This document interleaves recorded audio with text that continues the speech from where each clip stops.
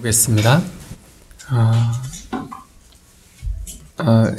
야고보서 1장 5절 말씀 보겠습니다. 저 히브리서 뒤에 야고보서 1장 5절 말씀입니다.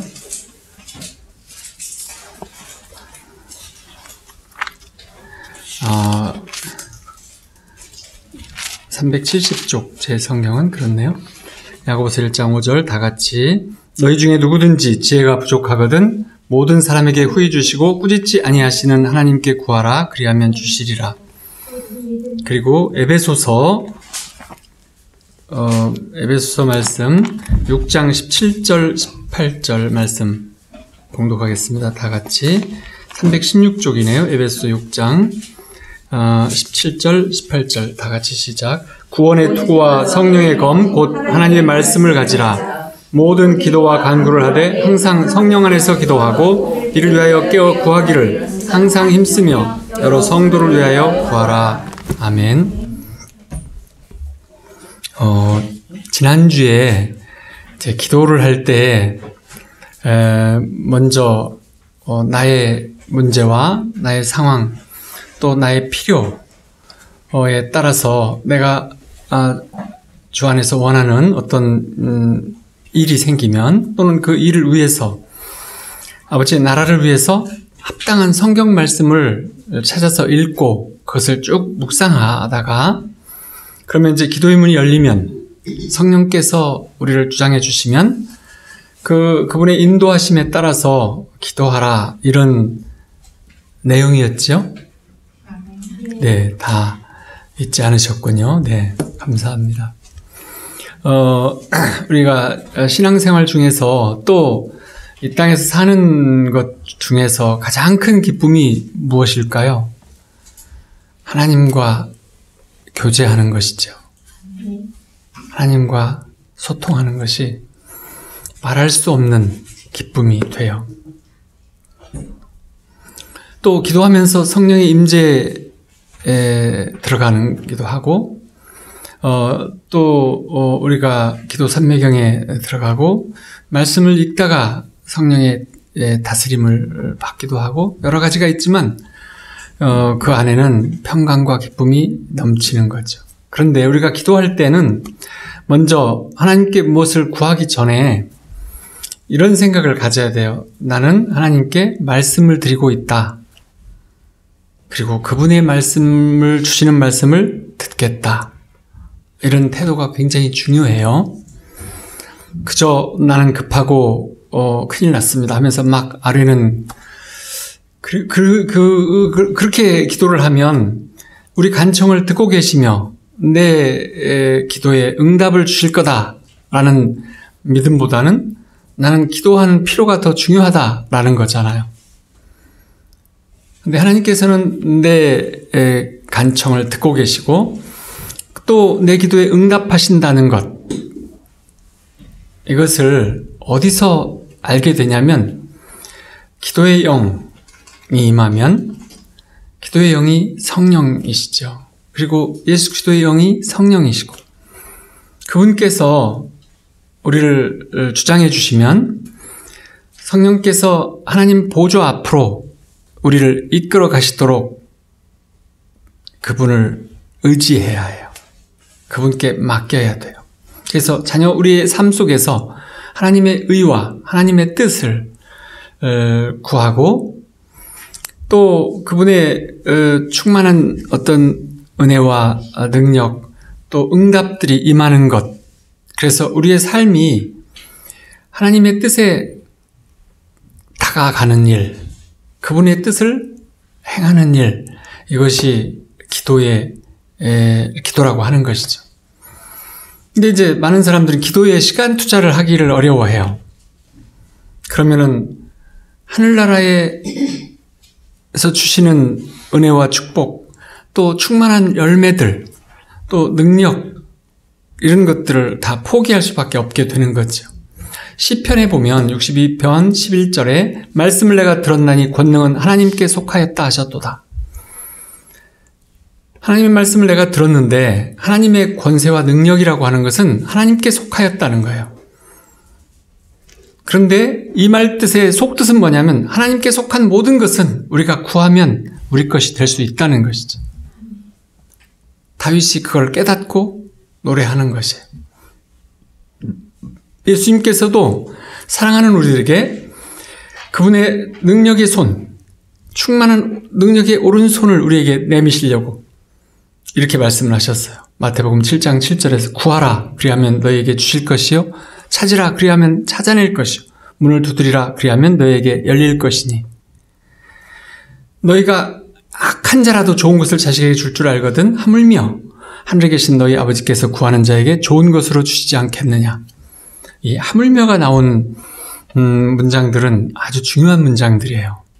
그렇죠? 하물며. 그래서 초대교회 당시에서도 교인들이 영적으로 가난하고 무력한 것에 대해서 야고보 사도가 말씀했어요.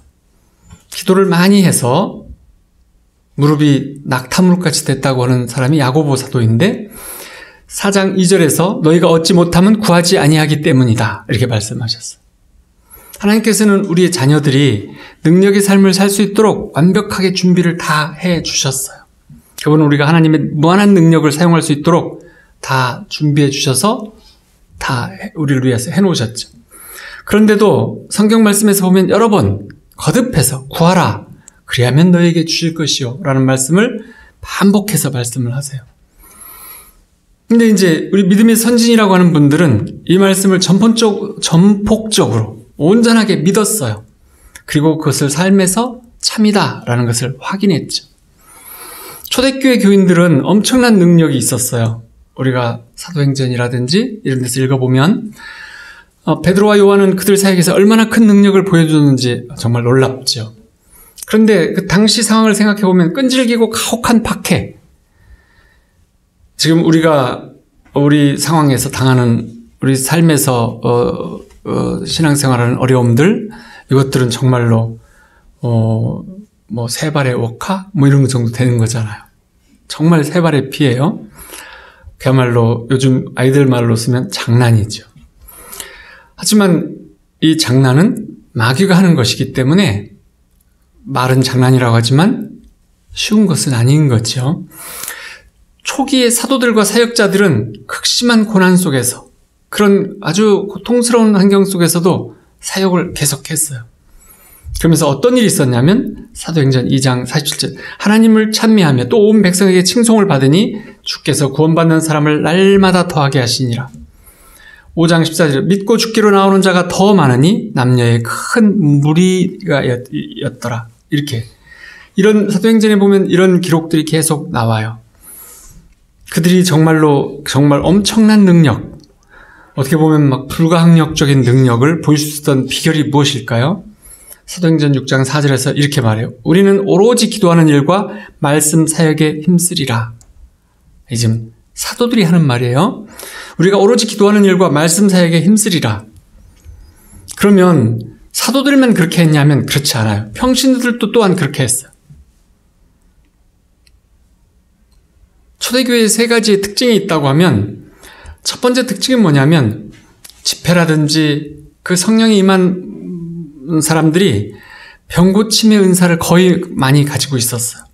그래서 그 안에서 늘 치유가 일어났고 그리고 삶이 변화되는 일들이 항상 있었어요. 이것이 하나의 첫째고, 두 번째는 그들의 가정이나 직장에서 정말로 서로 사랑하고 평등하게 대하면서 삶이 말하자면 사도행정적 삶을 살았어요. 삶의 변화가 있었다는 거예요. 그리고 세 번째는 사회 문제에도 그들은 늘 큰 참여를 했는데 버린 자녀들을 양자로 삼는다든지 특히 전염병이 돌면 정말 그때는 뭐 백신도 없고 치료제도 없기 때문에 그야말로 무시무시했어요. 피하는 일밖에 없었죠. 그냥 숨어 살아요. 다 숨었어요. 그 사망률이 높은 전염병이 돌면 죽기 전에 부모나 자녀를 버려버렸어요. 사정없이 죽어나가는 때에. 그런데 크리스찬들은 그들을 돌보고 데려다가 돌보고 치유하고 모든 시신들을 다 처리해서 묻고 이렇게 하는 일들을 해줘가지고 전염병이 다 끝난 뒤에 보면 죽어서 버린 자녀가 돌아오는 일들이 소문이 나고 했어. 이것이 크리스찬의 능력이었어. 그들의 삶과 봉사에서 이런 능력이 나타날 수 있었던 비결을 사도행전 2장 42절에 이렇게 말을 해요. 평신도의 얘기예요. 그들이 사도들의 가르침을 받아 서로 교제하고 떡을 떼며 오로지 기도하기를 힘쓰니라. 사도들이 아까 오로지 기도하기 위해서 우리는 이것만 할 거야. 집사들을 세워. 이러면서 그렇게 했었잖아요.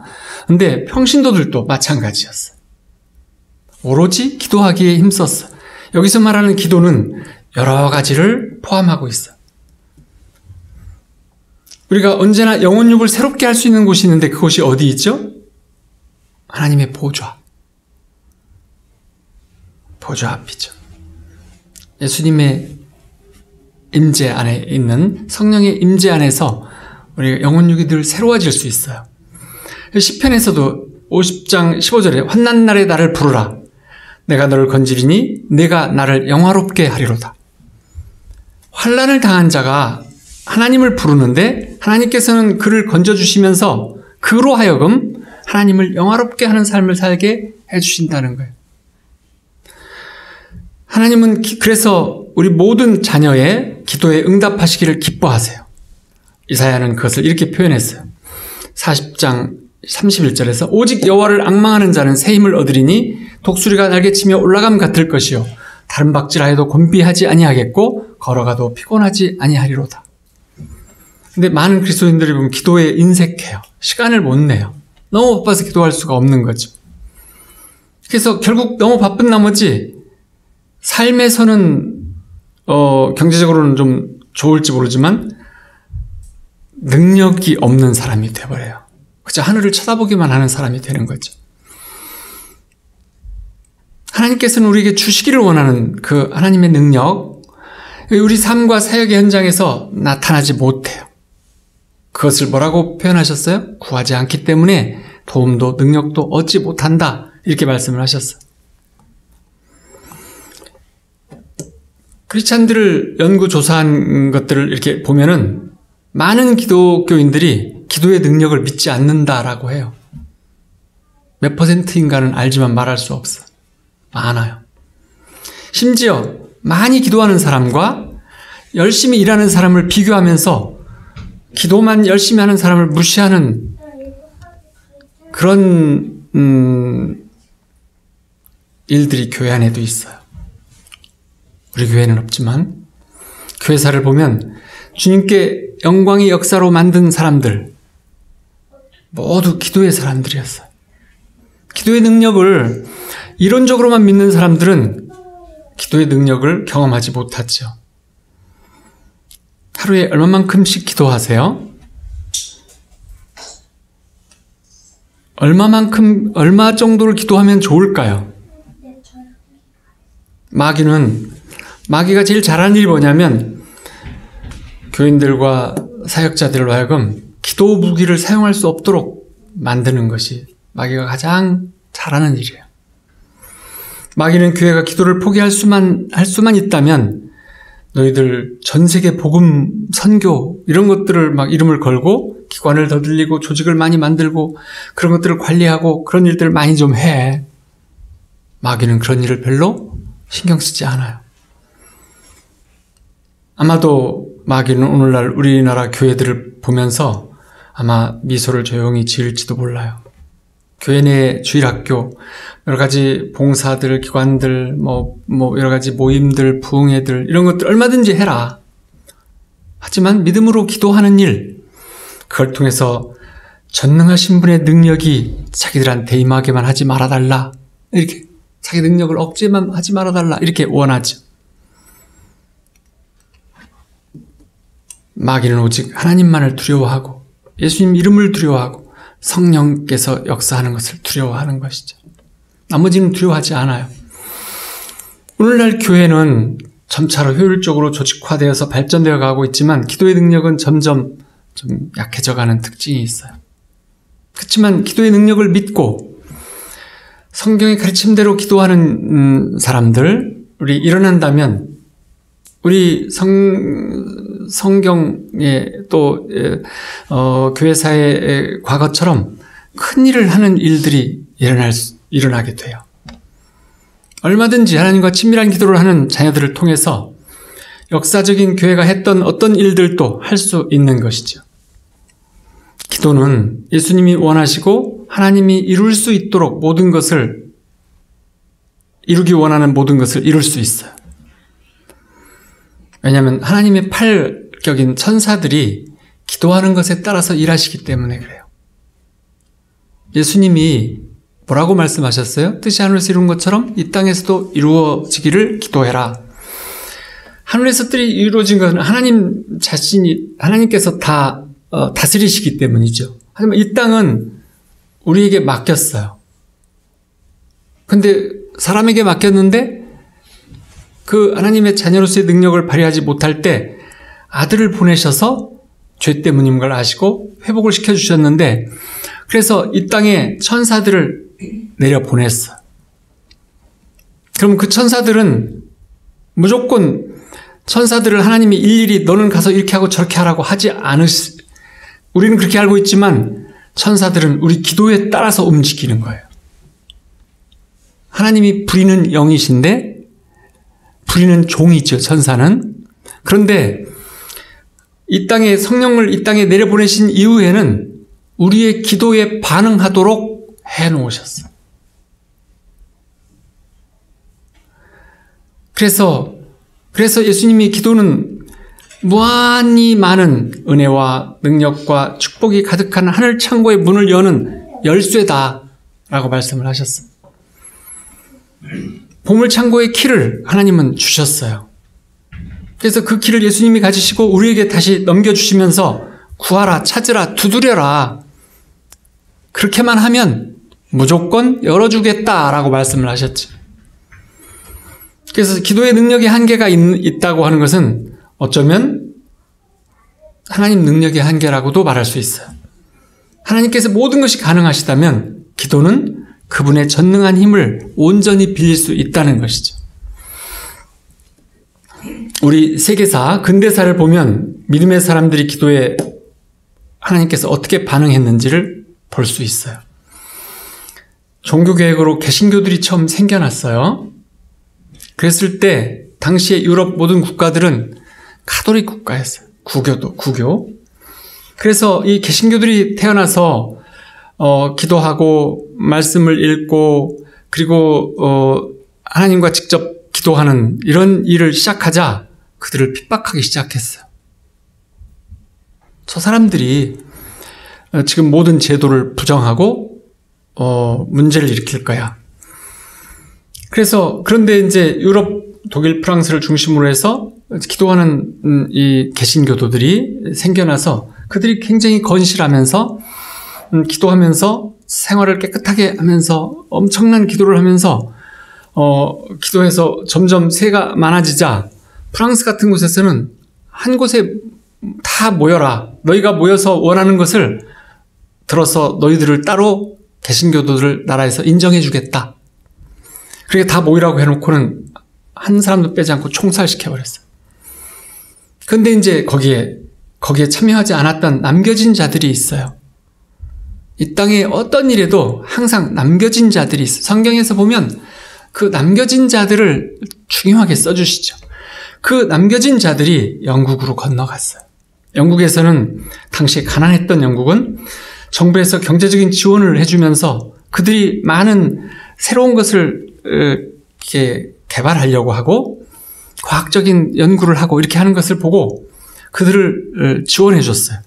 개신교도들이 그걸 받아서 함께 모여서 기도하면서 그들이 방직기계, 증기기관 이런 것들을 만들었어요. 그래가지고 산업사회를 열게 해줬죠. 영국이 부유한 나라로 변했어요. 그전까지는 영국보다 더 부유했던 독일이나 이런 데가 신기하다. 어떻게 저 영국이 저렇게 부유해지지? 그러면서 가서 연구하고 이렇게 해서 그랬는데 영국 왕이 바뀌었어요. 그러자 다시 구교를 믿던 왕이 개신교도를 탄압했어요. 청교도들을 탄압하자 견디지 못하고 어디로 갔죠? 배를 타고 미국으로 건너갔죠. 목숨을 걸고 건너갔어요.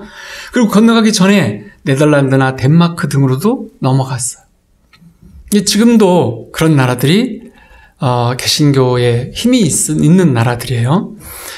그래서 현대 산업사회를 만든 이들이 누구냐면 개신교도들이고, 부유한 기독교 국가들을 만드는 이들도 개신교도들이 만들었어요. 지금의 이제 또 다시 기독교인의 기도가 약해지면서 순수한 삶이 조금씩 망가져 가면서 침체되고 있지만, 새로운 흐름을 아마도 우리나라를 통한 이 동양에서 만들어낼 것이라고 믿어요. 그래서 기도에 대한 성경 말씀, 그 가르침을 아이들처럼 단순하게 받아들인 자녀들, 그들의 기도를 따라서 맺는 많은 열매들이 이 땅의 삶을 바꾸게 돼요. 기도의 능력이 어떤 것들인지 한번 알아보도록 해요. 첫째로 보면, 기도할 때에 나 자신이 어떤 사람인지, 누구인지 진정으로 깨닫게 돼요. 우리한테 자연인인 크리스찬이 하나님을 만나지 못한 사람들은 자신의 연약함, 자신의 죄성과 이 이기심, 이런 것들을 알지 못해요. 자기가 어떤 존재인지를 몰라요. 하나님 앞에 나아가서 하나님께서 우리를 덮어주시면, 성령께서 우리를 덮어주시면 그 안에서 내 겉사람이 죽고 나의 연약함과 허물, 나의 죄와 죄악들, 나의 이기심, 이런 것들이 보이게 돼요. 그래서 내 마음 안에 선한 것이 전혀 없구나라는 것을 알게 되는 거죠. 자신에 대해서 깨달아 알게 돼요. 그리고 내가 전적으로 무능하고 무가치하다는 것을 깨달아 알 때에 그때부터 온전하게 주님께 의지하는 사람으로 변하는 거죠. 그때부터 능력 있는 삶이 시작되는 거예요. 이사야도 그걸 깨달았어요. 6장 5절에 보면, 그때 내가 말하되 화로다 나여 망하게 되었도다. 나는 입술이 부정한 사람이요. 이사야가 약간 말을 좀 이렇게 했던가 봐요. 함부로. 이사야는 우시야 왕이 죽던 해 하나님을 보았어요. 만났어요. 그리고 자기 자신을 깨닫게 됐어요. 그러면서 나는 망하게 되었구나 라고 외쳤어요. 하지만 이사야는 그 후에 하나님께서 큰 일을 감당하도록 보내셨어요. 그래서 그가 능력 있는 삶을 살았고 이사야서를 쓰게 됐어요. 그 이사야서 6장 8절에 보면, 내가 또 주의 목소리를 들으니 주께서 이르시되 내가 누구를 보내며 누가 우리를 위하여 갈고 하시니 그때 내가 이르되 내가 여기 있나이다. 나를 보내소서. 그렇게 말했던, 그래서 쓰임 받았어요. 모세의 경우에 보면 40살쯤에서 관리를 죽이고 이제 광야로, 그래서 처가살이를 40년을 했어요. 40년이 아니죠. 중간에 결혼했으니까 자녀들이 있으니까 한 20년 처가살이를 하면서 80세가 되었을 때 호렙산 떨기나무 근처에서 하나님을 만났잖아요. 그 하나님 만나기 전까지 모세는 애국 관리를 죽이고 도망한 후에 모든 자신감을 다 잊어버렸어요. 나같이 약한 자, 나같이 무능한 자, 나같이 말을 못하는 자, 나같이 아무 일도 할 수 없는 자라고 광야에서 염소와 양을 치면서, 그러면서 세월을 지냈어요. 그래서 자기 아들에게 둘을 낳았는데 하나는 이처럼 허송세월을 보내고 지낸 과거라고 하는 뜻을 가진 이름을 붙여주고, 둘째에게는 하나님으로부터 힘을 얻는다, 이제부터는 나는 하나님께 영광의 사람이다라는 뜻을 가진 이름을, 두 아들의 이름을 붙여줄 정도였어요. 근데 그가 하나님을 대면했을 때 그는 그 후에 능력의 사람으로 변화가 되어서 바로에게 가잖아요. 욥의 경우도 보면 하나님과 만남 이후에 비로소 하나님은 그를 속박 상태에서 풀어주시죠. 그래서 친구들을 위해서 중보 기도를 하고 큰 열매를 맺을 수 있는 능력을 받게 돼요.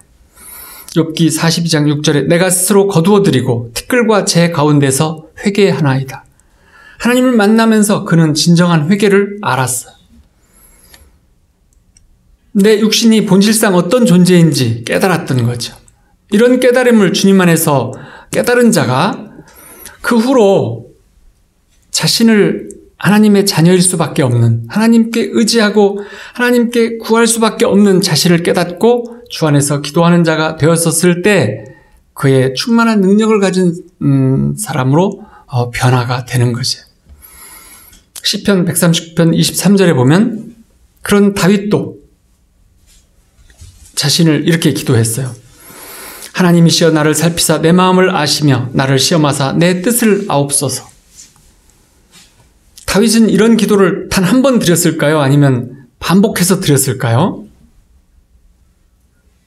반복해서 드렸어요.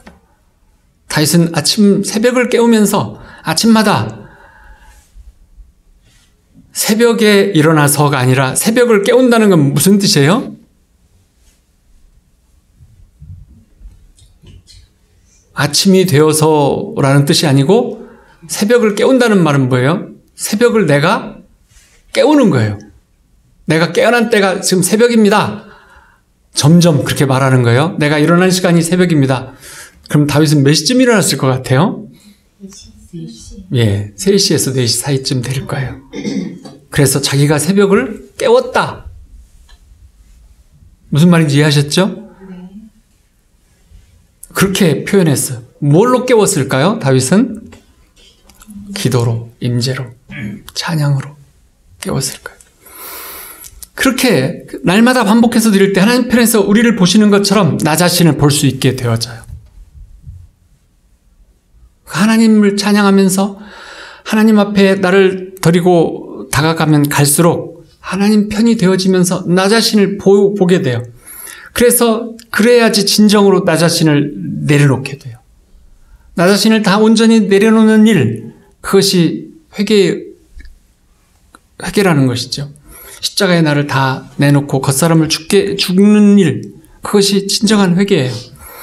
그러면 이 겉사람이 비우고 나 자신을 비우는 자아를 비운 그 자리에 하나님께서 성령께서 들어오시는 거죠.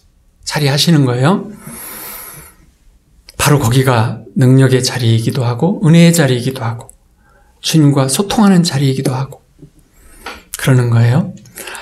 그래서 기도는 또 은밀한 죄와 알려진 죄, 악으로부터 우리 마음을 깨끗하게 하는 능력이 있어요. 다윗이 완전 추락했을 때 그는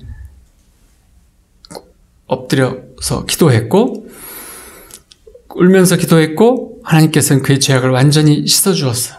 시편 51편 2절에서 나의 죄악을 맑게 씻으시며 나의 죄를 깨끗이 제하소서. 사람들은 영적 능력을 고갈시키는 이 죄에 대해서 몇 년씩, 수십 년씩 내면에서 갈등하고 싸우면서 세월을 낭비해요. 많은 사람들이 죄책감, 거절감, 마음의 깊은 상처들, 내 삶이 힘들었던 과거들에 그걸 붙잡고 수십 년씩 갈등하고 싸워요. 이런 싸움을 다윗도 해봤어요. 근데 다윗은 빠르게 하나님을 붙잡으셨어요. 하나님을 온전히 의지하면서 복을 주실 때까지 끈질기게 기도했고 새벽을 깨우는 그 기도 장소에서 그는 승리자가 되어졌던 것이죠. 중독, 저주, 죄악 이런 것들이 정복하는 게 불가능해 보이지만 오직 기도를 통해서 정복이 되는 것이에요. 능력을 빼앗기는 은밀한 죄들이 악함이 드러날 때도 근절하는 그 모든 것들은 기도로 가능해요. 우리를 죄의 능력에서 해방시켜 주시는 분, 그분이 바로 예수님이시고 성령님이시죠. 하나님이 원하시는 일이세요. 그래서 우리 기도에 응답해서 평강과 기쁨 속에 살면서 하나님의 자녀의 삶, 하나님 나라를 확장하는 일에 쓰임 받도록 그래서 하나님이 영광 받으시기를 원하시는 삶으로 우리를 인도하시죠. 또 두 번째는 기도는 우리가 하는 일에 힘을 주고 마귀의 유혹에서 승리하게 해요. 시편 17편 5절에서 보면 나의 걸음이 주의 길을 굳게 지키고 실족하지 아니하였나이다. 하나님은 이런 기도를 기쁘게 응답을 해주세요. 십자가를 지시기 직전에 주님이 제자들에게 따로 불러서 시험에 들지 말라 그리고 기도하라 라고 말씀을 하셨는데 제자들은 주님의 말씀에 그렇게 주의를 기울이지 않았어요. 특별한 부탁을 하시는구나 라고 생각지 않았고 그만 잠을 잤죠. 다음날 제자들은 시험이 닥쳤을 때 완벽하게 다 실패했어요. 베드로가, 그 수장격인 베드로가 완전히 실패했잖아요.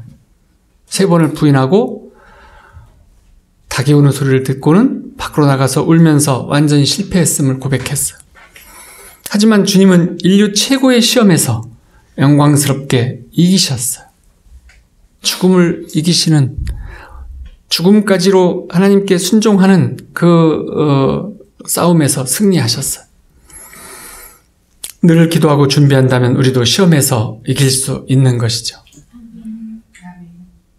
근데 흔히는 기도해야 될 때 잠을 자다가 베드로처럼 패배한 후에 주님을 부인했다가 주님께서 다시 찾아주시면 회복하는 역사들이 많아요. 기독교 일반적인 일들이에요. 그렇게 돼도 실망하지 마세요. 감사한 일이죠. 3번째로 보면 많은 이들이 삶에서 능력 발휘를 원하지만 우리의 혀를 다스리지 못해서 실패해요. 삶에서 여러 쓰라린 경험들, 또 굉장한 배신, 여러 가지 것들을 거절을 경험하고 난 후에, 관계가 망가지는 걸 경험한 후에 야고보 사도의 말씀, 혀는 능히 길들일 사람이 없나니 라는 말뜻을 깨닫죠. 하지만 기도에는 혀를 다스릴 능력이 있어요. 오직 혀를 다스리는 능력은 하나님만이 가지고 계시다고 볼 수 있어요. 우리가 믿고 구하면 그분은 혀를 길들일 수 있는 능력을 허락해 주시죠. 다윗도 혀를 길들이기가 어려웠던가 봐요. 시편 141편 3절에서 여호와여 내 입에 파수꾼을 세우시고 내 입술의 문을 지켜 주옵소서 이렇게 기도했어요. 이렇게 기도하는 그 다윗은 응답 주심도 완전히 믿었어요. 그래서 그가 왕의 역할을 할 때는 혀를 충분히 길들였을 것이에요. 오늘날의 많은 기독교인들도 기도를 통해서 혀를 길들여 왔어요. 칼날처럼 날카로운 혀들을 가진 사람이 기름종이처럼 부드럽게, 치즈처럼 부드럽게 변할 수 있는 것은 기도 때문에 그런 거예요. 또 기도에는 우리를 지혜롭게 하는 능력이 있어요. 야고보서 1장 5절 너희 중에 누구든지 지혜가 부족하거든 모든 사람에게 후히 주시고 꾸짖지 아니하시는 하나님께 구하라 그리하면 주시리라. 확실한 약속 위에 구하면서 구한다면 하나님의 지혜가 우리 것이 되기 때문에 그래요. 정말로 이 케네스 해긴 목사님이 그 경험한 것들을 이렇게 써놓은 걸 보면 그 어떤 교회에 부흥회를 갔는데 정말 어리석어서 어느 집에 신앙이 좋은 집에 그 딸이 있었는데 그 딸이 보면 의자 밑에 숨어 있는 거예요. 부흥회를 할 때마다. 그래서 특별한 기도를 해달라고 하는데 그래서 성령이 충만하기만을 해긴 목사님이 구해줬대요. 그렇게 하고서 이제 집회가 끝나고 왔는데 그 후에 그 소녀가 그 부모가 하나님의 지혜만을 구하라고 부탁받은 해긴 목사님의 말씀대로 하나님의 지혜만을 구하는 기도를 했는데 그 소녀가 나중에 커서 지혜가 장성해져서 그 지역에서 최고 가는 부동산 업자가 되어 있다라는 거예요. 그래서 케네스 해긴 목사님을 많이 도왔다고 해요. 그야말로 그냥 우리가 아는 조그마한 도시의 부자가 아니고 주에서 이름이 날 만큼의 큰 부동산 부자가 됐다는 거예요. 사람들을 피하고 무서워서 의자 밑에만 숨어있던 14살짜리 16? 이 정도 되는 고등학교쯤 되는 그런 소녀가 그래서 하나님의 지혜가 임하면 이 땅의 지혜는 이 땅의 지식, 지능, 지혜는 땅의 것일 뿐이에요.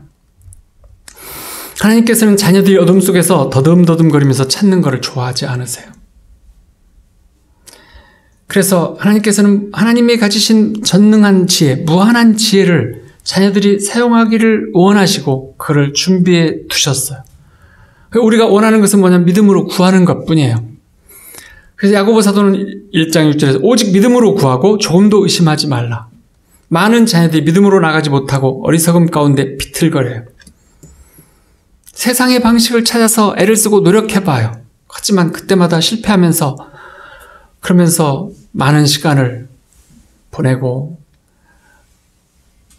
가장 마음이 힘든 것은 뭐냐면 우리 삶에서 우리가 경제활동을 해야 되고 직장도 가져야 되고 뭐 많은 걸 하잖아요. 그렇게 하면서 거기에 매여가지고 자녀들을 위한 기도의 시간을 내지 못하고 그리고 삶의 선택의 순간에 왔을 때 땅의 선택을 한다는 거예요. 하늘에서 주는 선택을 해야 되는데 땅의 선택을 해요.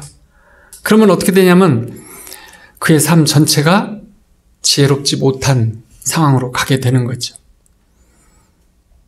하나님이 원하는 길을 알고 그 길을 붙잡고 갈 수 있는, 그래서 그것을 얻으면서 기쁨 가운데에서 하나님의 자녀라는 사실을 감사하며 사는 삶, 그것이 하나님이 원하는 삶이세요.